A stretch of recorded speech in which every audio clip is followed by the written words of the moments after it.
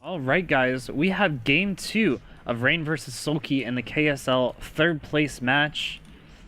Game 1 ended very well for Rain.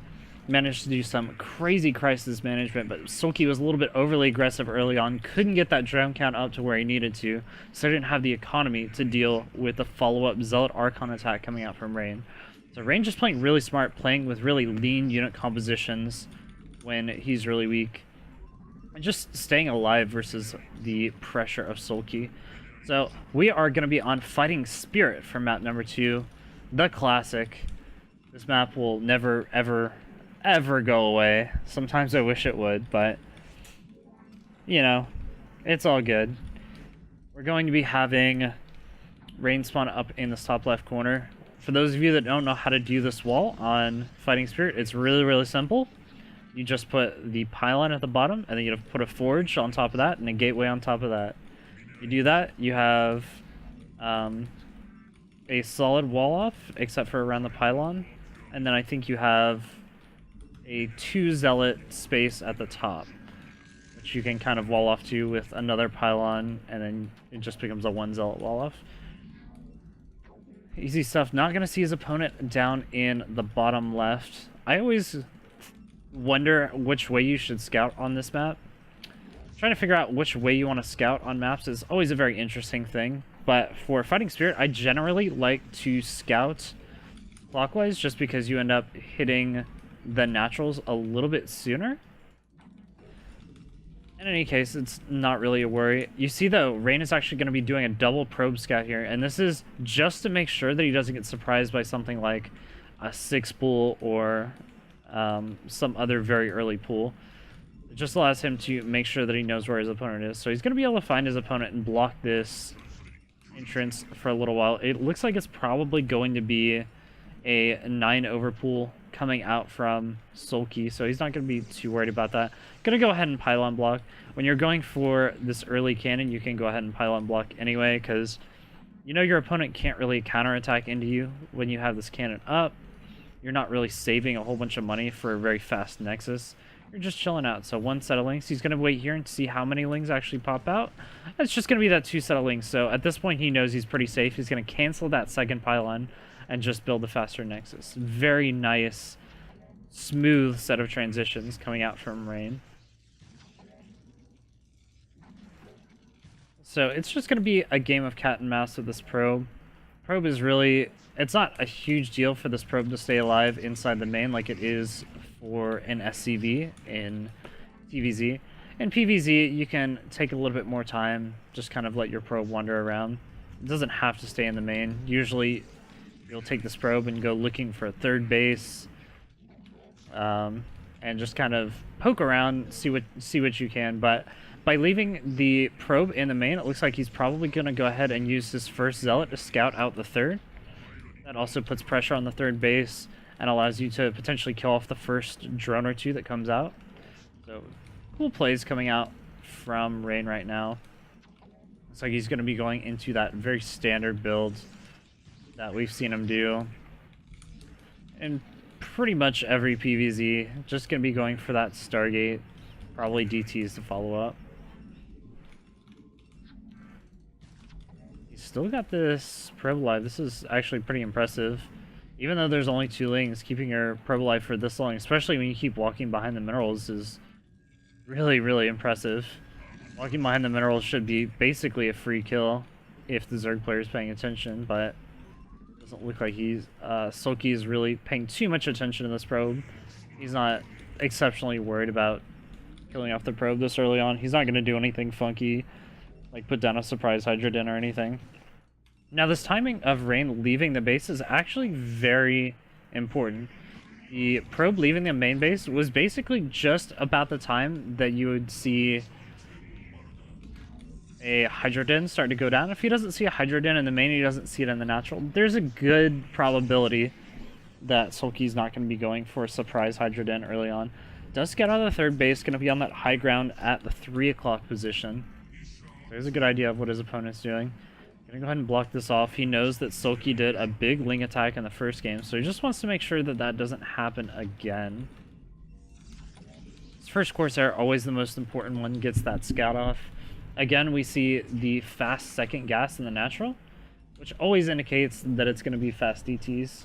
You're never going to have a situation where you get that fast gas in the natural and don't go for DTs or go for like a big zealot attack, because generally you need a couple more minerals than you do anything else. This zealot just going to poke off a little bit of damage, trade some shields. No biggie. So that all the Doom goes down. And this is looking oh so standard for Rain. Got his +1 going as well, so it's possible he goes for a follow-up Zealot Archon like he did for the last game. Having that early +1 on the Zealots makes such a huge difference versus the early Lings, and even versus the early Hydralisk as well, can be very scary. First, Corsair is out, going to be scouting out the main. Mostly he's just looking for the presence of a Spire. He's going to see that extra hatch, and this looks pretty normal from Soulkey already, yes. So, not a surprise at all. Sees all the 5 hatches coming down and the Spire. Very, very standard macro play coming out from our Zerg player. Interesting to take that gas at the third base for Soulkey, though. Usually you take it at your natural, but deciding to take it at his third base means that he's kind of saving a little bit more gas than his natural for later on in case his third base gets broken or he has to evacuate drones, things like that. He'll be able to kind of mine gas for a little bit longer later in the game. So it's actually kind of a cool, interesting idea right there. Here comes the Templar Archives. Definitely going to be the Corsair DT. Is Soulkey going to go for the Muta Scourge opening again, though? He's got a couple Scourge scouting out, but I think after the failure of last game, not being able to actually break his opponent with those Mutalisks, I think Soulkey is going to be a little bit more comfortable just going straight into those Hydralisks this game, getting the big ground army. And this was a very smart play from Ray, noticing where the Scourge were, and then using his Corsairs to fly somewhere else. But, oh, this one's so close to getting picked off. Can he juke? Very nice juke, but game's not over yet. Woo! Beautiful stuff. That was actually incredible how well he juked. So we do have the double DT coming in right now. Gonna put down a couple more cannons, because he really doesn't know what his opponent's doing at this point. Better to go ahead and place down those cannons early, so that he doesn't get busted by Hydralisk later on. He's going to have the DTs running around the map, doing a little bit of damage here and there. And then to follow up with that, he'll just go straight into the Zealot Archon, maybe the Zealot Storm. Probably Zealot Storm this game. Lots of Hydras out already for Soulkey. And he is just flooding his entrance with cannons. He definitely does not want to die to a bust at this point in time.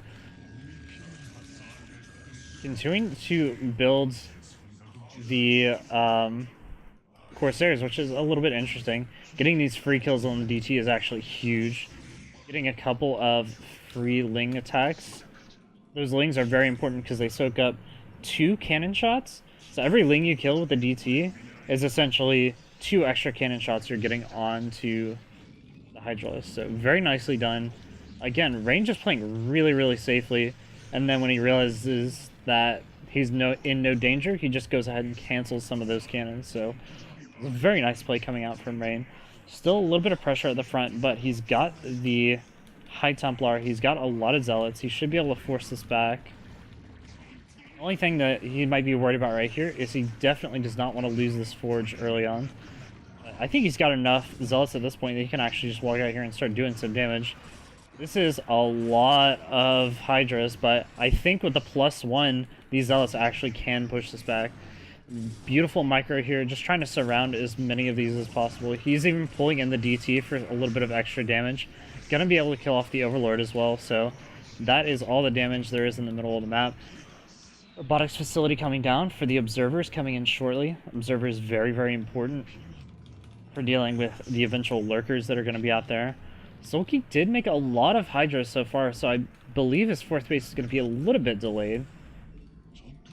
In any case, we're definitely going to see the switch towards Dragoons once enough High Templar get up. The Protoss player really needs to start getting those Dragoons out at some point, just so that they can start actually dealing with the lurkers. But right now the main issue is just getting out of this base, and this is A lot of units still. Gonna go ahead and start pushing out. All the Hydras are out on this bridge, but woo, nice focus fire. Gonna be able to kill off 2 of those High Templar right away. One of them doesn't even get the storm off. Soulkey playing out of his mind right now. But I like the way that Rain is playing this. He's just poking around with these Corsairs, just trying to look for any sort of damage that he can do, trying to force away some Hydralisks from his main. And this is really the do or die time for Protoss, where you just have to sit back and wait for a whole bunch of units.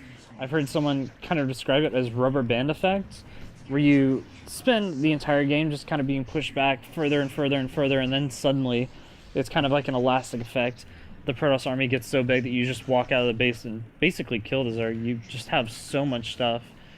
I accidentally lose a unit there. That's not going to be fun. Main goal here is just for Rain to start getting out of his base so he can avoid that +2 from being canceled. Gonna go ahead and push the Hydralisk over that bridge, so very nicely done. Gonna have an early shuttle. Wonder if he's gonna go for a very fast storm drop follow-up off of this, or if it's just gonna be a couple Zealots. I would say Zealots to go ahead and cancel that far base right now. That seems to be the most logical choice, but hard to really tell at this point in time. Right now he's just mostly worried about defense, and I guess that's the Rain special, really. You always want to focus on defense if you're Rain and just not die. And I think maybe he's got a big enough army now where he can actually take this 3rd base. Gonna walk up this ramp, kill off the rest of these units.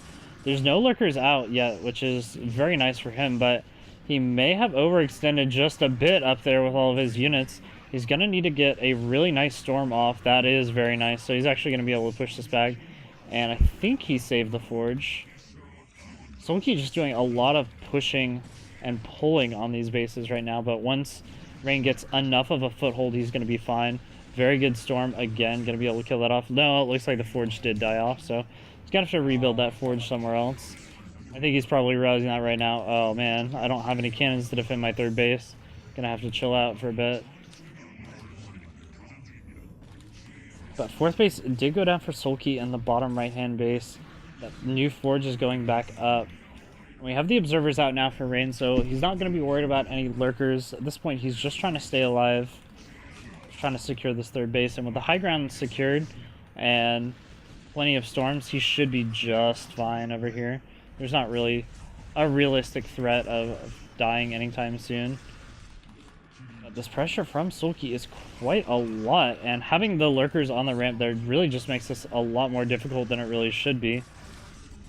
Finally combining his forces is going to be able to squeeze this off and kill off all of these units.